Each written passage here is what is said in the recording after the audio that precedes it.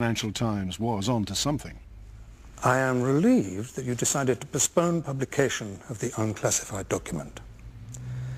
My meeting yesterday showed there is more work to ensure that the figures are accurate and consistent with those of the US. But even the best survey of Iraq's WMD programs will not show much advance in recent years. The programs are extremely worrying, but have not, as far as we know, been stepped up.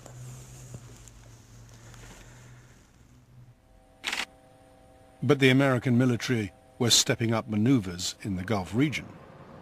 For the White House, it was no longer whether there was going to be an invasion. It was when. Well, the first time I came away persuaded that a war was 99% likely was in early July of 2002 during one of my regular sessions with Condoleezza Rice, then the National Security Advisor. I was uneasy about it, thought that it raised questions to me, at least, whether it was worth it. And when I began to raise these concerns, Condi's reaction was essentially, save your breath, hold your fire. This decision's pretty much been made. This is where the president is. By now, MPs were asking Mr. Blair about British military planning. Are we then preparing for possible military action in Iraq? No, there are no decisions that have been taken about military action. Prime Minister, you recall... True, no formal military commitment had been given, but British troops were already preparing for possible armed action, the very question Mr. Blair had been asked. As he spoke, Britain had already been participating for 3 weeks in joint war planning with the Americans. I constantly say to people there are no decisions that have been made in relation to Iraq at all. It's perfectly plain from the events that Tony Blair probably committed himself to the invasion back in spring of 2002. He could never openly admit to that. He could never be frank that his main motivation was to demonstrate Britain was the closest ally to a Republican president of the United States. A week later, the Prime Minister chaired a highly sensitive meeting. It may prove to be one of the most significant on his road to war. Just back from Washington was the head of MI6. Military action, he reported, was inevitable. Several well-placed sources have told us that Sir Richard Dearlove was minuted as saying the facts and the intelligence were being fixed round the policy by the Bush administration. By fixed, the MI6 chief meant that the Americans were trawling for evidence to reinforce their claim that Saddam was a threat. Not for the first time, the Foreign Secretary questioned whether the threat was sufficient to justify invasion. My understanding is that at that meeting, Jack Straw made clear, I think, his view that the case was thin, as it was put, and that other countries, such as Libya or Iran or North Korea, had a greater weapons of mass destruction capability than Iraq. The Prime Minister was now in a race against time to persuade Labour MPs and the public that intelligence on Iraq justified invasion. But as it stood, the government knew the intelligence might not be convincing. 2/3 of MI6's reports on Iraq came from just 2 main sources. MI6 was now tasked to extract as much intelligence as possible from their few agents. There was an appeal, if you like, for people to look and think very closely about the evidence that was available. This intelligence trawl was intended to build up the government's dossier. News that the dossier was going to be reworked soon spread around Whitehall.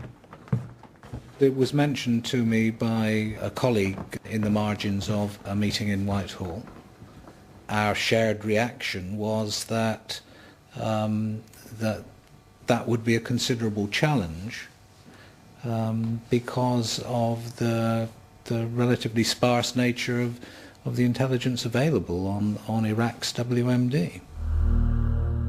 The Bush administration was so convinced the British Prime Minister had committed himself to regime change that some of them began to talk publicly about having allies. Let there be no mistake, our policy insists on regime change in Baghdad. We are content that at the appropriate moment we will have the requisite degree of international support. But if you don't have it, and all the indications are that at the moment you won't, then what? We will have it, Mr. Humphreys. Another Bush insider also said he was confident about one ally in particular, Britain. Our European allies are just not relevant to this, and the one of some importance, the United Kingdom, is, I believe, going to be with us. Remarks like these put the Foreign Office in a spin. The Foreign Secretary flew to America to interrupt the holiday of the US Secretary of State, Colin Powell. We understand Jack Straw complained, "You've outed us." He said the British government had yet to prepare public opinion. Stop this filthy attack! Stop this filthy attack! Any excuse to bomb Iraq! Any excuse to bomb Iraq! Tony Blair, shame, shame! Tony Blair, shame, shame! Half the country was still opposed to war. Mr. Blair decided now was the time to publish the dossier the Joint Intelligence Committee was to approve. The demands from Downing Street on the intelligence services to provide more material became urgent. Number 10, through the chairman, want the document to be as strong as possible within the bounds of available intelligence. This is therefore a last call for any items of intelligence that agencies think can and should be included. Was Downing Street now doing what the chief of MI6 had warned that the Bush administration was doing, trawling around for new intelligence to fit its new policy?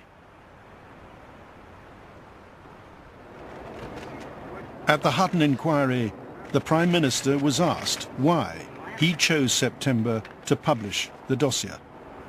We have also heard that on the 3rd of September, you do announce that the dossier is going to be published. Yes. What changed? What changed was really two things which came together. First of all, there was a tremendous amount of information and evidence coming across my desk as to the weapons of mass destruction and the programs associated with it that Saddam had. There was also a renewed sense of urgency again in the way that this was being publicly debated.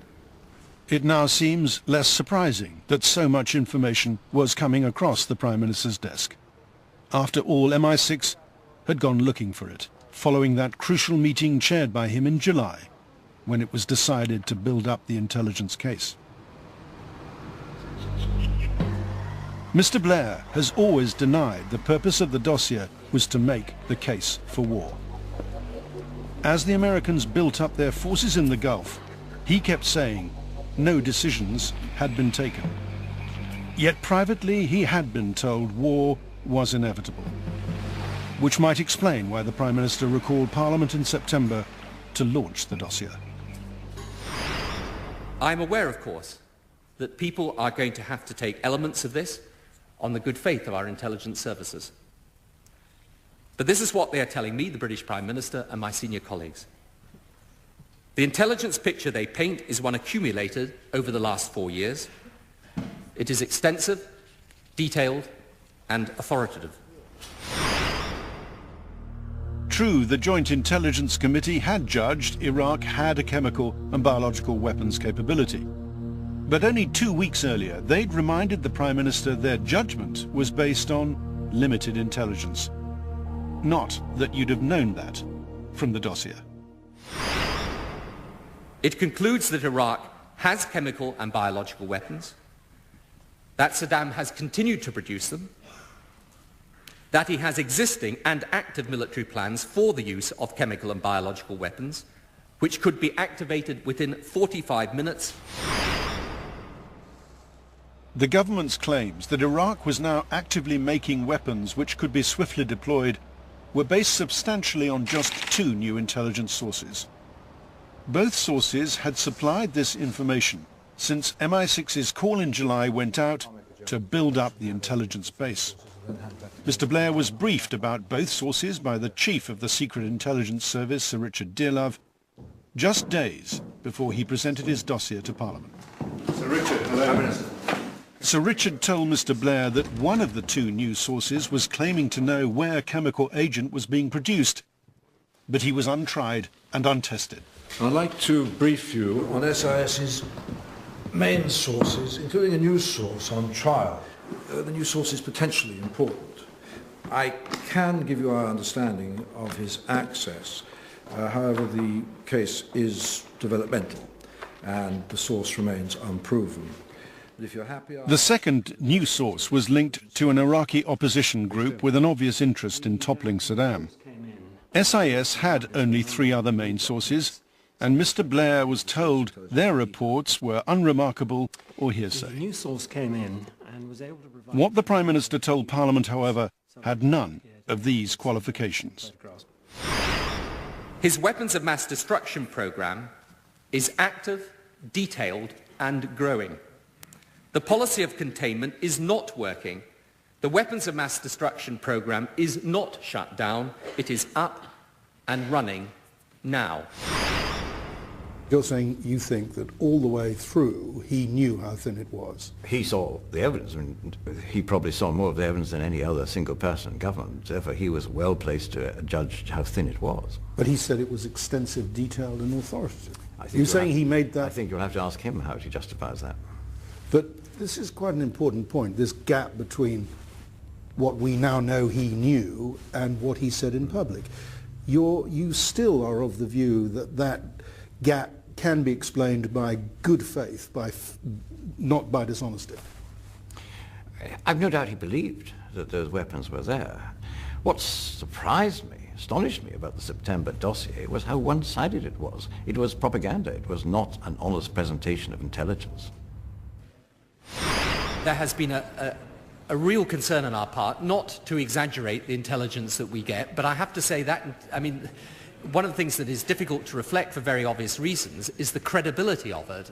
And we rate the credibility of what we have in relation to this very high. I'll say no more than that. But there wasn't much more to say anyway about the intelligence on Saddam's weapons. Lord Butler's review of Britain's intelligence on Iraq said, "We were struck by the relative thinness of the intelligence base.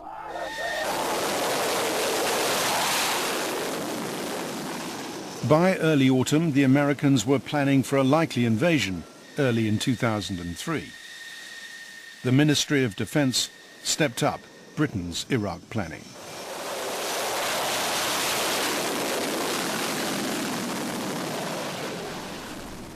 At Camp David, the Prime Minister met President Bush. There, he urged Mr. Bush to seek international backing through the UN for any action against Saddam. Mr. Blair has subsequently said this about what transpired at the summit. There was no detailed discussion of the military option at that time because we believed that it was possible to avoid conflict. No detailed discussion about the military option, but there was a firm commitment by Mr. Blair to provide British troops, according to a more recent account sourced direct to the President himself. The Prime Minister has also said this about what happened at Camp David. The idea that I made some secret agreement with George Bush back last September that we would invade Iraq in any event at a particular time is also completely and totally untrue. Again, the two leaders may not have agreed a particular time for an invasion. But Mr. Blair had already decided the UN should not have the last word as to whether they should invade. When the Prime Minister pledged British troops, he is said to have looked the President in the eye and pledged, "I'm with you." The President then told Mr. Blair's aides, "Your man has cojones," Spanish slang for male courage. For Mr. Blair, UN weapons inspectors were the key to getting rid of Saddam. They had packed their bags in Iraq in 1998 after the dictator had ceased meaningful cooperation. The Prime Minister and the President had decided to get them back by means of a new disarmament resolution. We now know that in Washington in March 2002, there had been a discussion at the British Embassy on how sending back the inspectors might be used to trigger an invasion. The ambassador, Sir Christopher